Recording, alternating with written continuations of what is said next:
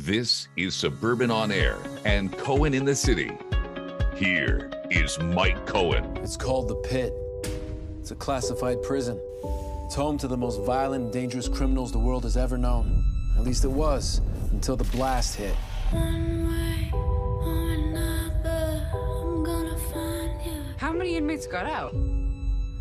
A lot.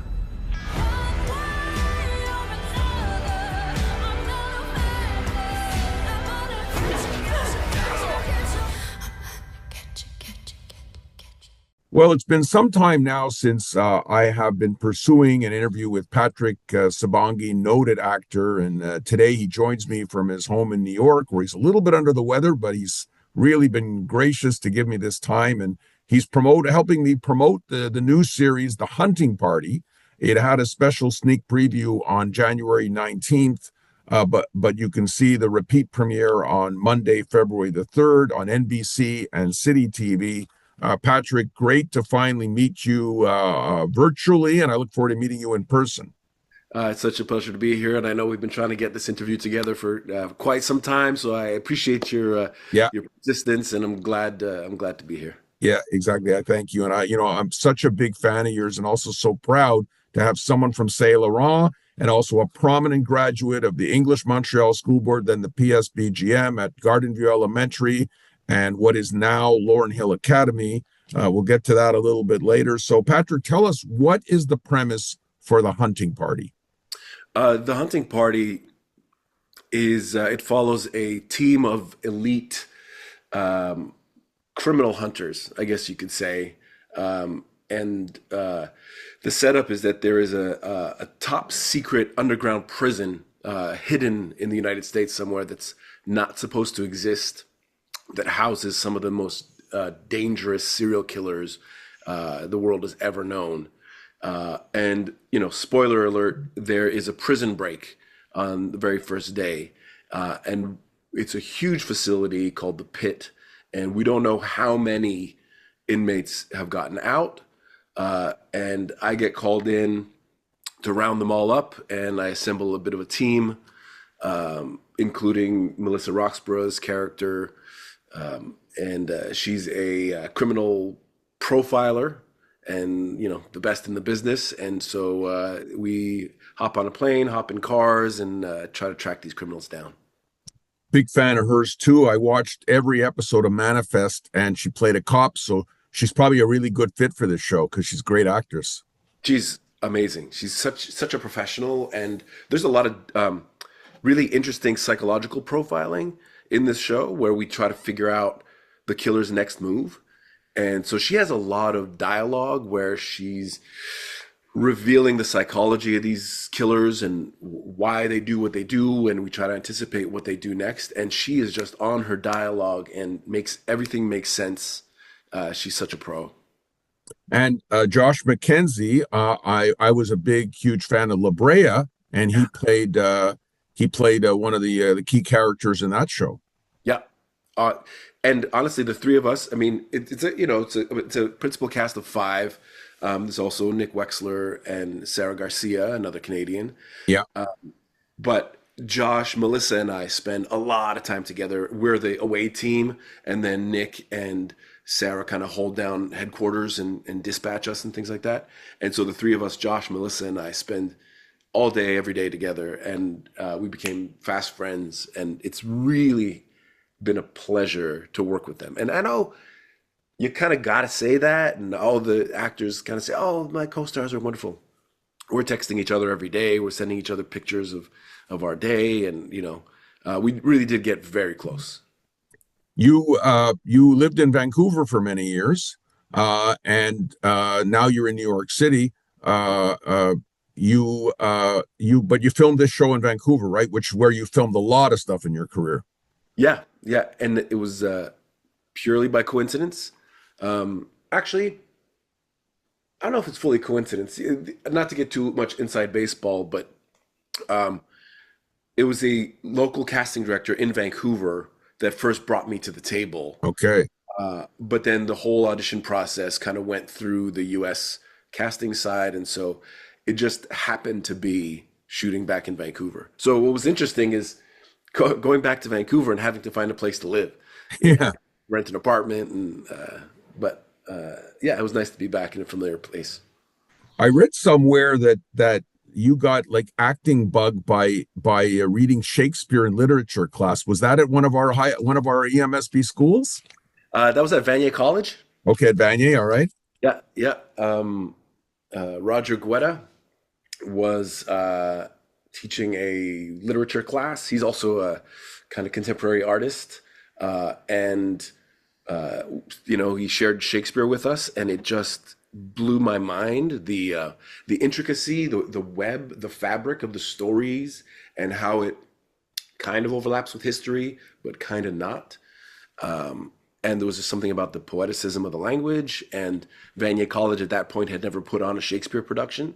So because I didn't know any better, I said, we should put on Hamlet. There's a theater here, and I just started asking people, "Hey, how do I get this theater? How do we put on a play?" And over the course of that year, I co-directed and produced and starred in Hamlet at Vanier College, and it didn't suck apparently. So, And then you went to Concordia? I did.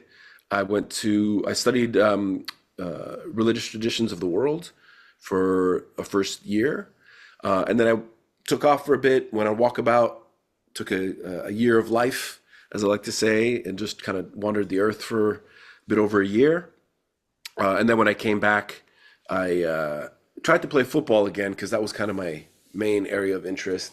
But I had lost a step, and everybody had remained really competitive, and I had kind of been chilling out, doing the backpacker life for a while. So football didn't work out, transferred into theater, and then the rest is history. Yeah, exactly.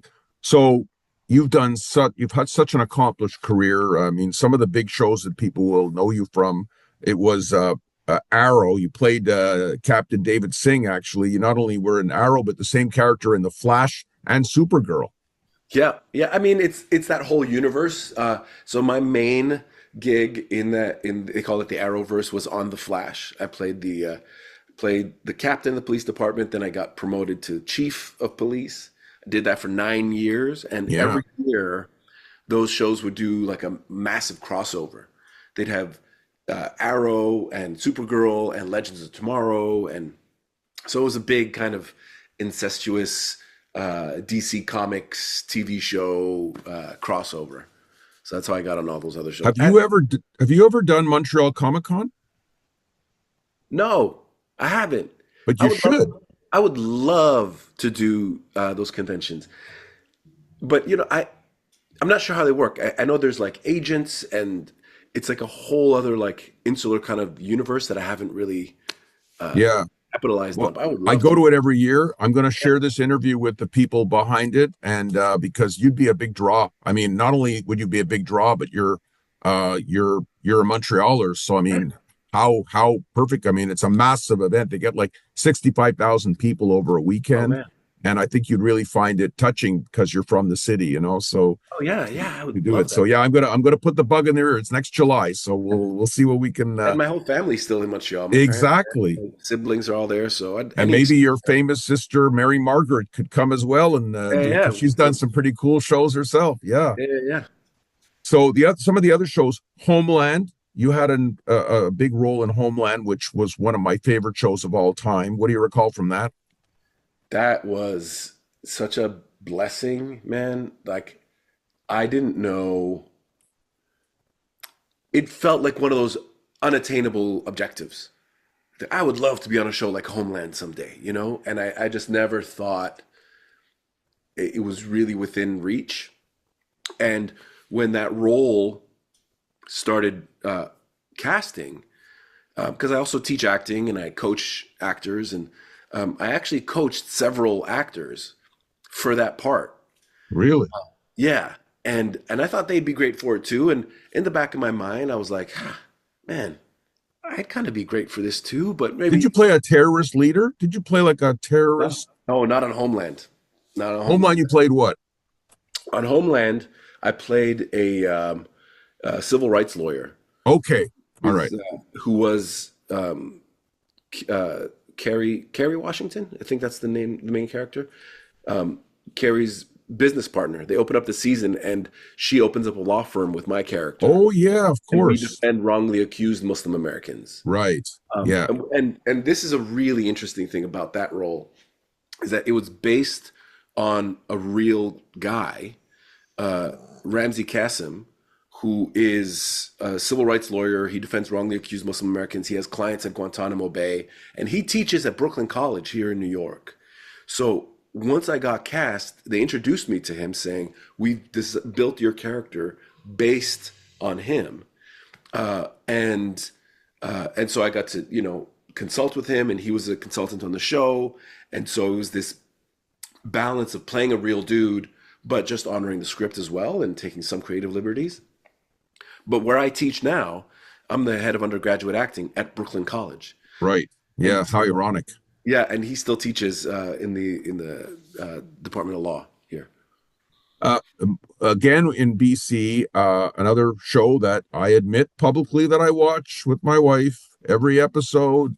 It's Virgin River, and you played you played not a nice guy in that series. You weren't a very good spouse to the main character's sort of ex-girlfriend who was faking her pregnancy and faking who the father of his or child was.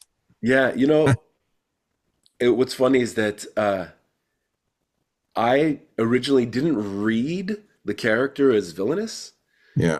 I just really thought he was trying to help this woman out. He fell in love with her. She was having some kids. I didn't trust this dad guy. Yeah. And honestly, it was a bit creatively challenging to reconcile those two things. I just saw him as he's just a guy with resources that's trying to do the right thing as he understands them. Yeah. But it was clear that within the context of the show, my guy didn't have a lot of fans. No, he didn't. And Firefly Lane, you didn't have a long role, but you were the professor who got very cozy with one of your students.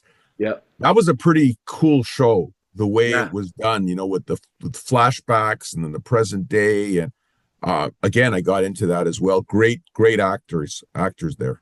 And that was really fun too, because we got to do a little bit of the jumping around in the timeline, because my character in the novels, at least, is one of her longer term love interests. Yeah. So there were a couple episodes where we got to jump ahead multiple years later and get aged a little bit. And so having to kind of, flex that muscle of transformation a little bit. Yeah. So your family right now, your wife, your son, who was in Black Adam, a blockbuster show, he was the lead, and your daughter, everyone's acting professionally. My daughter is actually, she's working behind the cameras. She's a cinematographer, and she's studying in London at the moment. And, hopefully we'll all end up working for her one day.